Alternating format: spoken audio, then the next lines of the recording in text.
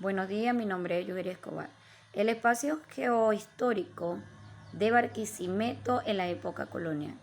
Hablar del enfoque geohistórico es hablar de la interrelación entre el tiempo y el espacio.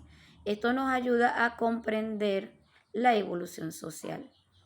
Ramón Tobar considera el espacio estructural es un fenómeno dado, es decir, sincrónico, sin esperar ni considerar la evolución histórica. Lo diacrónico es el estudio que se hace en el desarrollo y evolución a largos periodos. Según Braudel, enfatizó que es necesario conocer los problemas humanos y representarlos cartográficamente, es decir, en la interrelación temporoespacial, tiempo y espacio. Es necesario considerar que cada geógrafo y historiador deben trabajar unidos para comprender el espacio y el tiempo. Por otro lado, Juan Vincent considera la geografía histórica como el análisis estático del entorno en un tiempo pasado y también enfatiza la geohistoria como aquella que nos enseña y nos ayuda a comprender el entorno y su influencia en la evolución social histórica en largos periodos de tiempo. Es por esto que es necesario considerar que debemos trabajar geohistóricamente en la ciudad de Barquisimeto en la época colonial, es decir, tomando el espacio no como un hecho natural, sino como un agente social que nos ayuda a nosotros reunir información de los acontecimientos históricos en un determinado espacio y en un tiempo específico, es decir, la época colonial. Mi nombre es Mariana Mendoza. En la perspectiva metodológica de la integridad de espacio-sociedad es absorber a través del análisis de la división social de trabajo y la continuidad de ciudad-campo, entendiéndose como proceso histórico que se caracteriza a través de la formación social. En la ciudad media surge la ciudad mercantil o comercial. Este modelo se convierte en el método histórico de referencia. El Estado sobre Barquisimeto como un centro urbano que se identifica como la ciudad industrial moderna. Bueno, continuando con el análisis del proceso espacial colonial, nos plantea una dinámica en 5 etapas. La misma comprende la primera de 1530, cuando conseguimos la provincia de los Caquetá, que era Caquetá de Barquisimeto. Esa fue la primera etapa. Una segunda etapa nos hace un planteamiento que surge del 1530 al 1560, y con la intervención y la desarticulación de la anterior organización social de los caquetías que estaban establecidos en ese momento, dando a su vez, dándole a vez el paso a la colonización por los que estaban llegando en ese momento, pues, por los colonizadores. Esa fue la segunda etapa. La tercera etapa eran ya constituidos pueblos o villas de blancos establecidos en el siglo el siglo XVI, con la fijación de doctrinas de una mezcla entre los colonizadores y de indios. Y también nos plantea la cuarta etapa, ¿verdad? Que es de 1670 al 1780, es la fase de la expansión de las formas de organización socioespacial que correspondieron en ese momento a la organización definitiva de producción económica regional. Y finalmente la quinta etapa, el presente histórico, fue el presente o el presente histórico colonial valorado a partir del corte cronológico de 1780. De la provincia Caquetía de Barquisimeto, año 1530.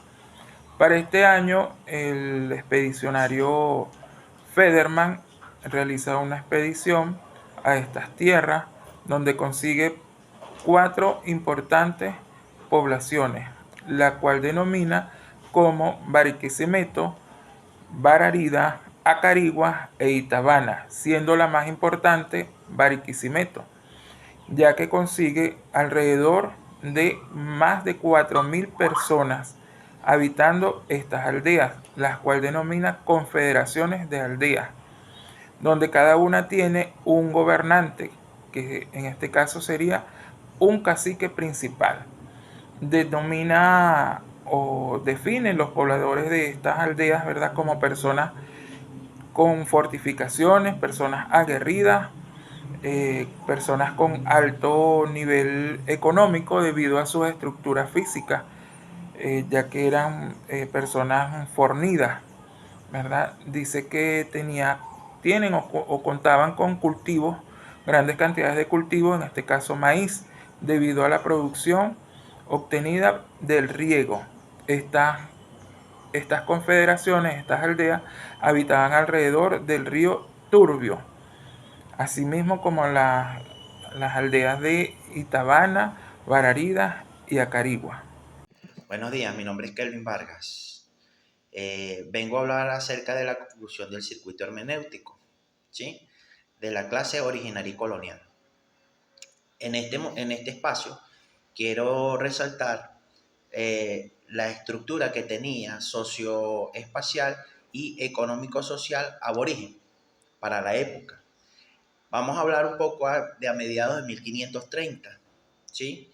En esos mediados había 3 personajes muy importantes que salieron de expedición.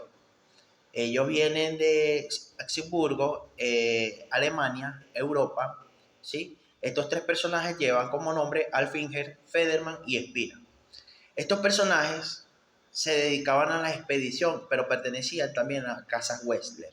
La Casa Wessler era una organización que se dedicaba al sistema bancario como tal y a enviar personajes para la expedición, y en esa expedición poder extraer lo que era la riqueza que habían en las zonas donde ellos llegaban, ¿sí? ¿Qué clase de riqueza era la que a ellos más les interesaba? Bueno, el oro y las perlas. También cabe destacar que ellos salen en búsqueda de un lugar en específico. Este lugar tiene por nombre El Dorado. ¿Qué es El Dorado? El Dorado era vamos a decirlo así, un mito que había de que existía una ciudad dorada, una ciudad totalmente hecha de oro. En esta expedición, ellos ingresan por los lados de Maracaibo y llegan a la parte de Coro y se consiguen con unas comarcas o aldeas, ¿sí? Ellos quedan sorprendidos porque para ellos pensaban pues que no había tierra habitable, más la que ellos tenían. Cuando ellos se consiguen con estas tierras, ellos se consiguen que estas poblaciones ya tenían una especie de sistema de gobierno. Un sistema de gobierno que se conoce como gobierno caciquismo, ¿sí? El cacique era un jefe, ¿verdad?, que se dedicaba a la parte de lo que era, digámoslo de esta manera, judicial, fiscal, y era quien tomaba las decisiones que eran beneficiosas para la aldea, ¿sí?, en esa época.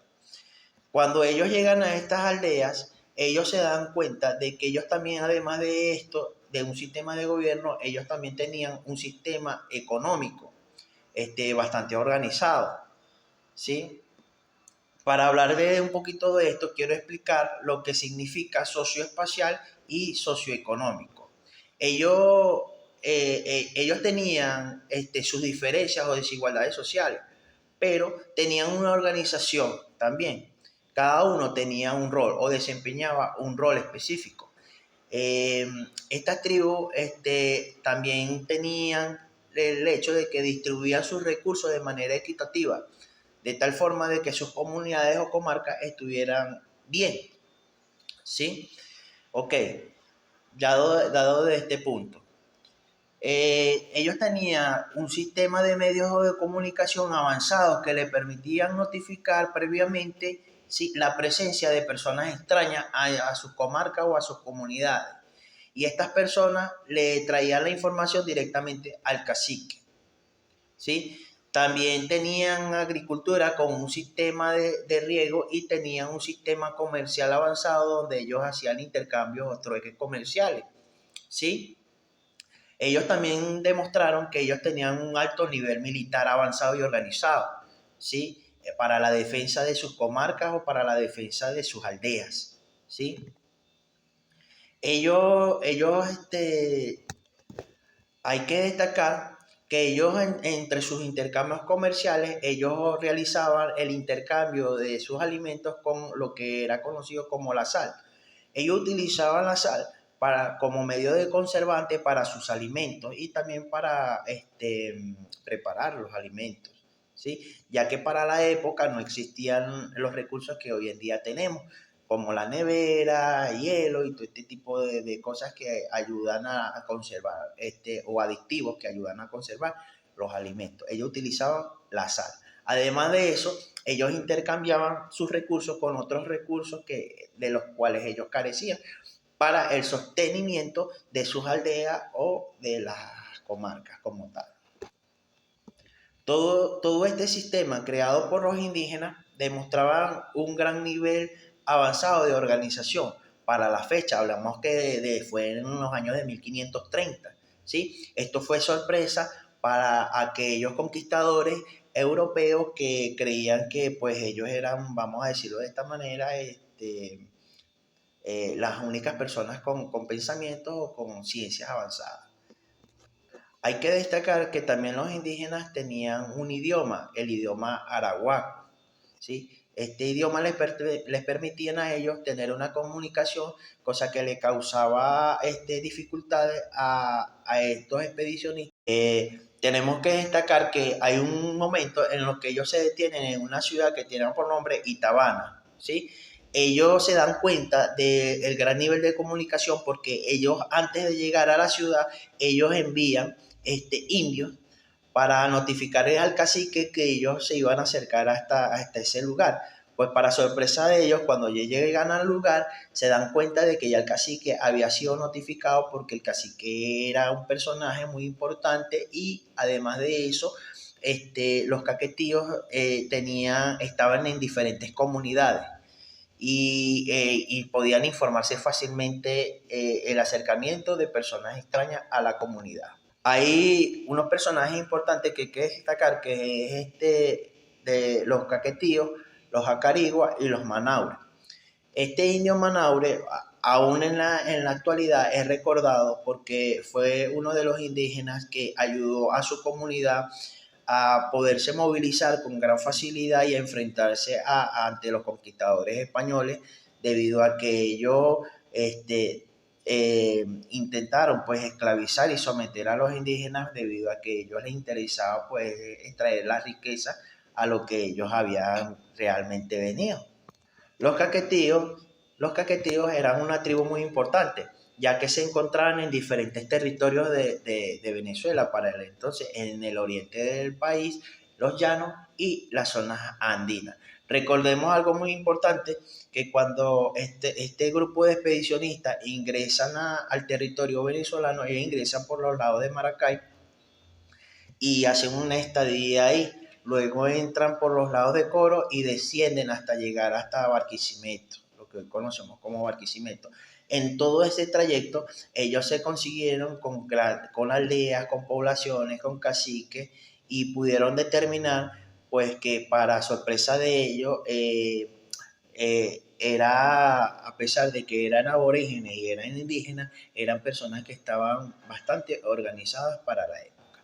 Bueno, esto es parte de lo que yo entendí de los textos que me mandaron a leer.